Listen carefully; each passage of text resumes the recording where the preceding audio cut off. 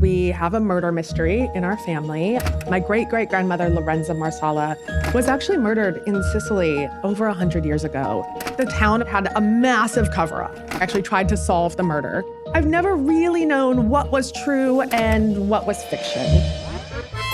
This was my favorite book I read last summer, The Sicilian Inheritance. Thank you so much. It was so juicy and delicious. I love Sicily. I've been there about 20 times. I wanted to write about this delicious food and these beautiful landscapes. Since the book came out last April, 100 people have told me that they booked a trip to Sicily based off reading the book, which is pretty amazing. Interest in visiting Sicily has been on the rise. Yeah. In part because of White Lotus, too. Sicilian tourism has boomed since then. How is Sicily different from mainland Italy? It is a completely different country. It's an island that's been conquered over and over again by so many different rulers that it is a true melting pot of different cultures. It is the best food I've ever had, the most beautiful landscapes and beaches. It is an island that has absolutely everything. We got completely lost, and we had my 3-month-old son in the car. And then all of a sudden, the most beautiful winery you've ever seen on the side of a volcano just appears in front of us. We go in, the owner of the winery takes the baby out of my hands, and he's like, I take him, you drink.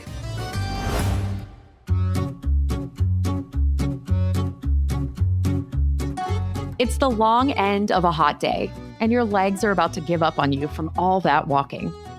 As you reach the end of a narrow cobblestone street, your eyes light up.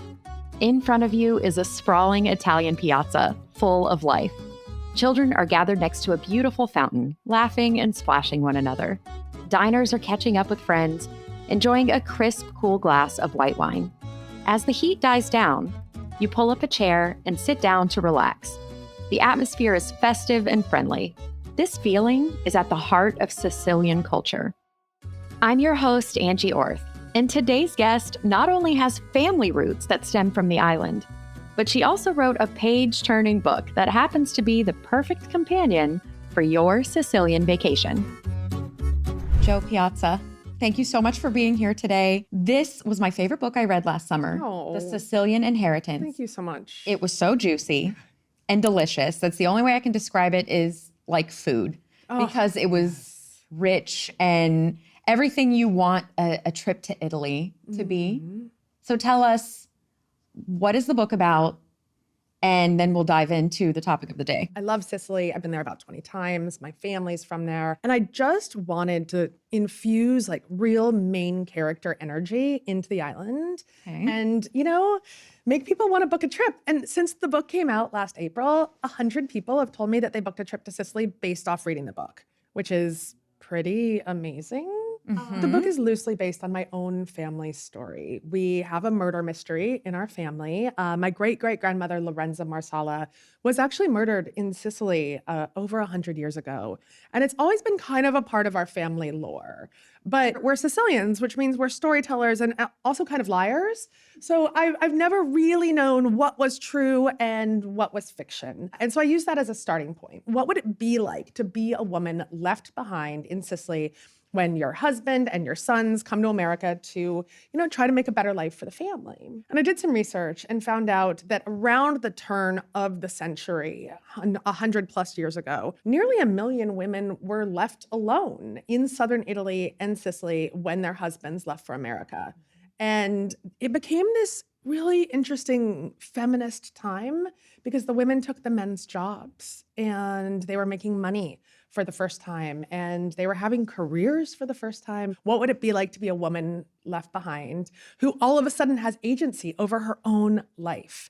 But then we also have a modern day timeline where a Sicilian American woman named Sarah, who is from Philadelphia, inherits a piece of land and goes back to Sicily to solve a family mystery. I had just had my first daughter and it got me to thinking, what kinds of stories do we pass down about women? And I just wrote it and it flew out of me. I mean, it really just came. It was a story that wanted to be written. And I wanted to write about this delicious food and these beautiful landscapes. And I couldn't actually travel to the island while I was writing the book until the very, very end. And at that point, I was like, all right, I've got 10 days before this book is due.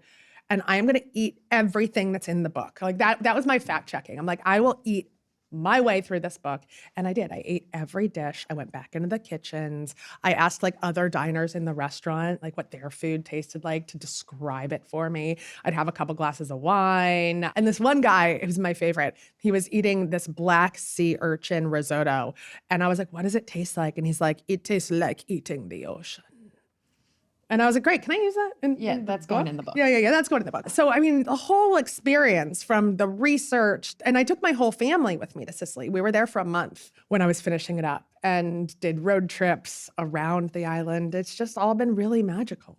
So tell us a little bit, for people who maybe don't know, how is Sicily different from mainland Italy? It is a completely different country, and Sicilians will tell you that. And it's because unification was in the pretty recent past. And Sicily was not a part of the mainland until the mid-1800s. And, it's an island that's been conquered over and over again by so many different rulers that it is a true melting pot of different cultures. Northern African, Arabic, Greek, French. And so they embrace that, and they also embrace their difference by saying, we are Sicilian, like we take a lot of pride in this. The travel there is different. It's not easy. And the first time I went was more than 20 years ago, and I was traveling alone as a woman, and it was tricky. It was really tricky. My Italian was not great. I didn't always feel safe, but I always felt welcomed,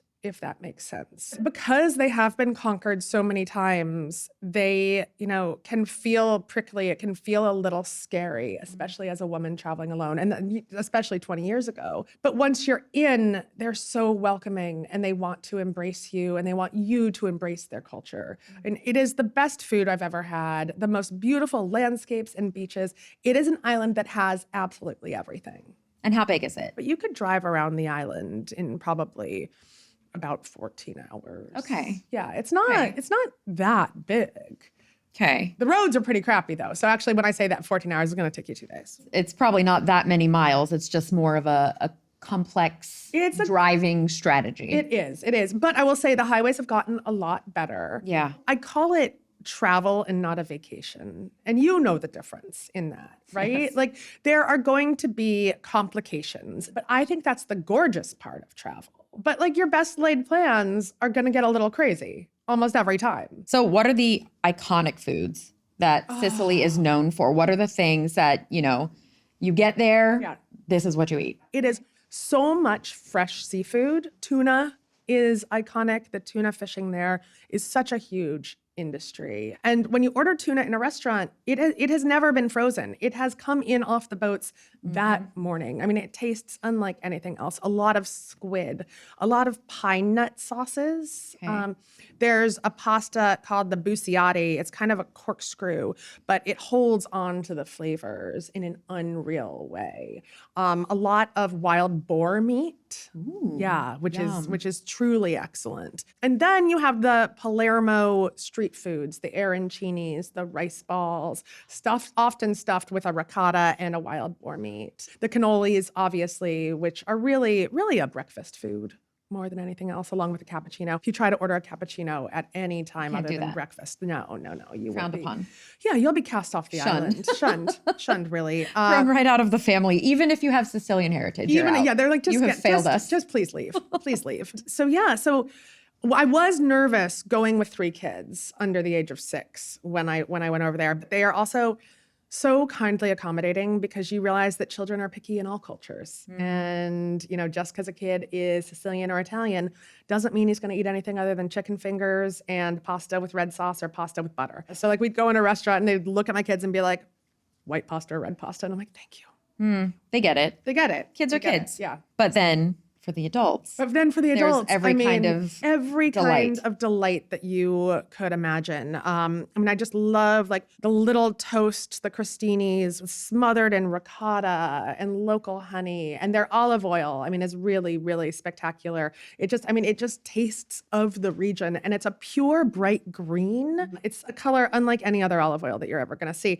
The town Caltabolota where my family's from, you can buy olive oil in like these massive metal containers at the gas station. So you'll be pumping your gas and they'll be like, would you also like some olive oil for €8? And you're like, yes, I would. Yes, for sure. Yes, absolutely. Interest in visiting Sicily has been on the rise. Yeah. In part because of White Lotus too. Interest in Sicily and Sicilian tourism has boomed since then. Actually, I have a lot of friends who work in tourism in Sicily, and they're like, it's great. And also, everyone wants to go to Taormina and not the other side of the island, which they think is a lot more interesting. And because of it, Taormina, the location of White Lotus, is often packed to the gills with tourists. It's also a cruise ship stop. So there are parts of the day where the streets are just like, you can't walk through them.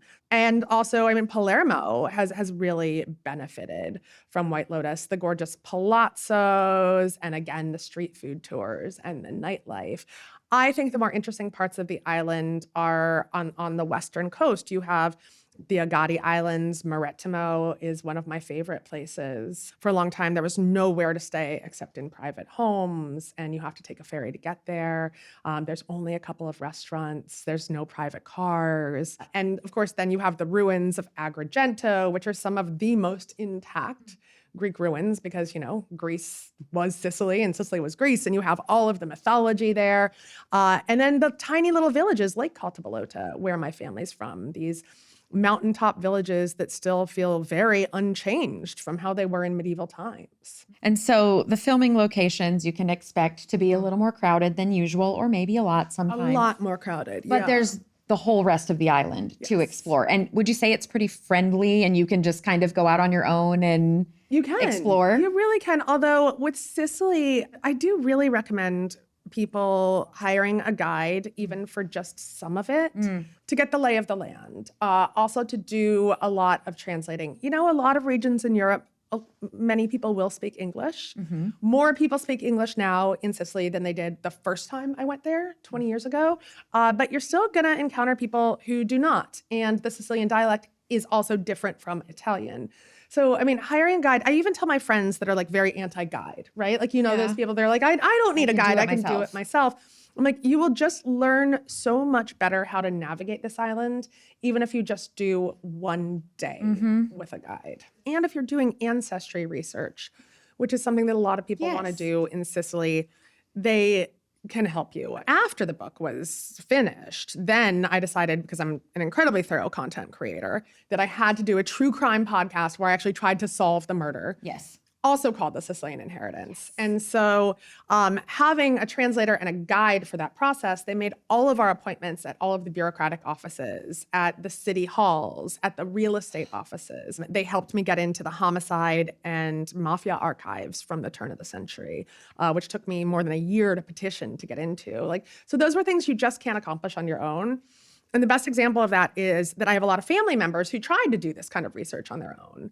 And they were convinced that the town of Caltabolota had a massive cover-up because they're like, we went into the city hall and there was this book of records and they slammed it closed. And, the whole town is in on it. The whole town knows about it. And I'm like, Uncle Jimmy, you just didn't have an appointment. Okay. That's just not how they do things. It's not how they do things. Yeah. And they wanted to go to lunch and they wanted you to get the hell out of their office, not because they're covering up a murder. They just don't but because they're hungry. Yeah. So to get to Sicily, there's an overnight train from Rome? There is. You can take an overnight train from Rome and a ferry. And I've done this and it's delightful. Ferries to just outside of Rome. And it's an overnight ferry, and that's a lot of fun. But when I did it, I was solo, and this ferry was like a madcap casino, okay? Picture, it was 15 years ago, so everyone is just like chain smoking. There's gambling, there's like movies, there's bars, and people were just like partying. Just having a fun time on the way to Sicily. And I took it back to Rome, and they were just having a blast, right? So that's a really interesting way to travel. But, you can also get pretty cheap flights from Fiumicino in Rome, from Milan. And you can also fly into Catania, which is on the other side of the island. If you want to do the Taormina, the Mount Etna, I highly recommend the gondola up to Mount Etna. There's constantly lava. It's pretty much always I need erupting. to see that. It's amazing. It's an amazing trip. You feel like you're on the moon, and it's just like black lava rocks. It's a very cool gondola ride. And then the wine on Mount Etna, The Etna Rossos and stuff is incredible. We went to this one winery on the side of Mount Etna. We got completely lost getting to it because the roads didn't exist again. And we had my 3-month-old son in the car. We thought we thought we were about to get murdered. And then all of a sudden, the most beautiful winery you've ever seen on the side of a volcano just appears in front of us. The baby's so mad. But we go in. The owner of the winery takes the baby out of my hands because they love babies. They're very kind to babies there. And he's like, I take him, you drink.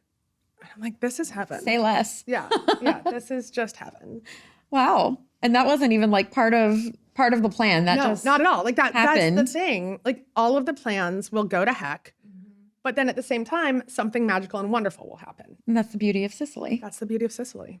This is a AAA Travel Minute. I'm Kaylin Seigan, a AAA travel advisor. Did you know that there are at least 180 different legal foreign currencies in circulation? It's important to think about how you'll pay for that fancy meal or those fun souvenirs before an international trip. Making sure you have a credit card that works in other countries is key. Before you depart, let your banks know that you are traveling abroad to avoid your cards potentially being locked. Many cards charge foreign transaction fees, so using a card without such charges will help you to avoid sticker shock after you return home and review your statement. Some destinations prefer cash. If using local currency, resist the temptation to exchange at the airport because they usually have the highest rates and fees. Opt for a local ATM affiliated with a bank. Unsure of the best strategy in your destination? Ask the front desk at your hotel for guidance. You definitely don't want to be strapped for cash in a foreign country. How much can you reasonably pack into a 10-day itinerary? Does it really have to be east side, west side, like pick a region? I would still pick a region for a 10-day. Okay. Yeah, absolutely. Absolutely. But you can get the whole region done in 10 days. That's the thing. Palermo, I think, should always be included. Yeah. Okay. But, you know, I think then you could have 2 nights in each location, which is a nice amount to stay. Like I would say if you're going to do east side, what you do is Palermo, Cefalù, down to Taormina, where you're going to do Etna, Syracuse, and maybe Modica. Okay. Back to Palermo, or fly out of Catania. That's the thing. You can fly into Palermo and out of Catania if you want to do. That's good. Like, So that you don't kind have of to road trip. backtrack. Exactly. If you want to do the other side, I would say you do Palermo, also a Cefalù, because it's right there. Maybe some Madoni Mountains. Go over to Scapello, do the Zingaro, and then go down the coast to the Scala Turkey, the White Steppes, Agrigento, and then maybe go out to Marettimo or one of the Adadi Islands. And Palermo, you say, no matter where you're going, You start. have to go to Palermo. You check out really do. Palermo. Yeah. I mean, it's beautiful. It's so filled with history. I always recommend just staying in the Quattro Conti, which is the historic district. The cover of the book is the Quattro Conti right there. Okay. I had a friend who just went a couple months ago, and I was like, check in with the Teatro and see if you can see a show. She was taking her 10-year-old daughter, and there was an hour-long opera just playing at the Teatro, which of course is very prominent in the movie The Godfather 3. Do a street food tour. And there's 3 different mercados that are so good, and you're just gonna eat your way through Palermo. The Capuchin Catacombs, which I talk about in the book, our protagonist, Sarah, kind of gets lost under the city in these like Capuchin Catacombs, and it's very Indiana Jones. The people are very joyous in Palermo. So I feel like you would not be getting Sicily if you were not in Palermo. Taormina is really for tourists. It really is. And it's beautiful. It's insanely beautiful. Like you should go. I would also try to time it when it's not cruise ship time. Like I remember my husband and I, we got to Taormina and it was so packed, and we just went into one of those fancy hotels, the White Lotus hotels, and just drank Negronis until the cruise ships left. This is a hot tip. That's a good time to lay by the pool Lay by the or pool, just like chill. or drink too many Negronis. Or drink some Negronis. Speaking of drinking, what is it that makes the Sicilian wine so unique? Is it the volcanic soil? It's because the volcanic basically soil. the whole It island is The volcanic. the whole island, well, the eastern part of the island is volcano. But then, I mean, also you've just got like the grittiness of the western half and the sea and the salt, right? Like you've got the salt in the earth and then the olive trees. And I think you can taste all of that in the wine. I mean, I love the Etna wines. Both the whites and the reds are really excellent. You can taste that volcanic quality. But then they've got this white on the other side of the island, which is a Grillo, which I had never heard of before I was in Sicily. And it's just like an intensely crisp white.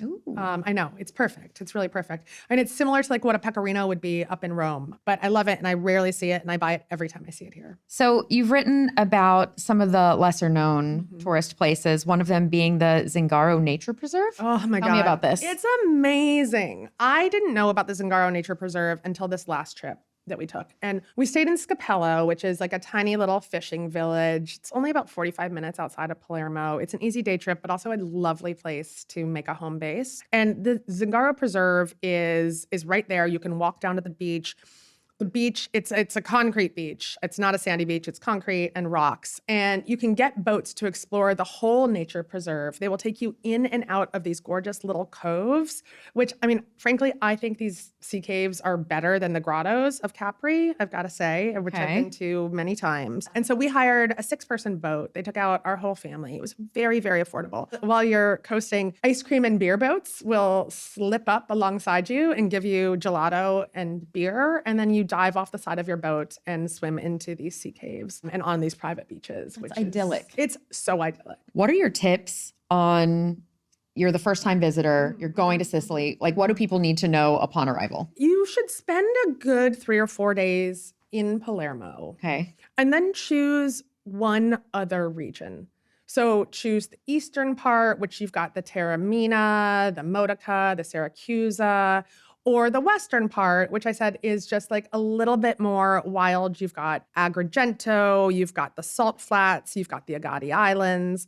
And then you could throw in a little bit of the northern coast, which is where you have Cefalù and the volcanic islands up there. And then, you know, if you're going out east, I also recommend the Medoni Mountains, which are the national mountains, and they're very beautiful and rugged. And there's all these mountain towns with really, really great, excellent wild mushrooms that are foraged that day from the forest, and wild rabbit dishes, which are also very prevalent in Sicilian food. I mean, I always tell people not to try to do it all. You're going to have to come back. You know, focus on a couple of things, really immerse yourself in a couple of different places, a couple of different cities. Because we have tried to do it all when we did that road trip where we circled the whole island. And it was too much. I mean, we still talk about how we just bit off way more than we could chew.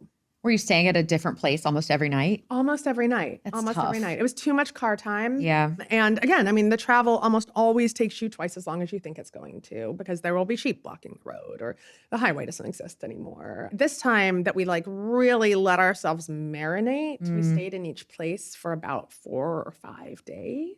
That was just really nice. That's a good way to put it too. With the food imagery, you want to marinate. You want to in marinate each area and absorb what makes it so special. And I just feel like we got more of a sense of place this time around, which was really nice. Do you find that Sicily takes cash, or are they totally modernized, Apple Pay, cards? Very modernized now. Okay. Yeah. There are a few places, especially in the rural areas, where they want cash, obviously. Sure. Also, when you're negotiating for like more artisanal goods, you're going to want cash, especially at some of the like the roadside places. But more and more places actually don't want cash. It's credit cards, Apple Pay. ATMs are still often hard to come by, so I would take your cash out when you get there and have it on hand. That's good to know. And I mean, for the big purchases, hotels and things, you're paying card anyway. You're paying card anyway. And you're also paying in advance most of the time. So you're really talking about souvenirs, snacks. Yeah, exactly. Things along the way. Yes, things along the way. Jo Piazza, thank you for joining us. Thank you for having me. I love this. Thank you for all the information. And we'll see you again. You will.